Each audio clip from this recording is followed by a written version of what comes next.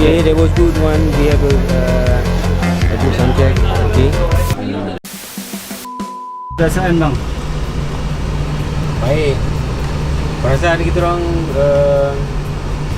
kira menanti hari esok lah kan, yang kita orang tunggu for all this berminggu-minggu studio practice. So today we have sound check. So insyaAllah moga semua berjalan lancar, dimudahkan.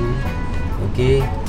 So untuk fans out there yang datang, just have fun, enjoy. This is and celebrate the endemic. Semua bersiap saja. Semua tak ada hal lah. Semua dah ready dah. Our team semua ready. Sekejap lagi kita akan try lah. Try. Kita akan run through sekejap.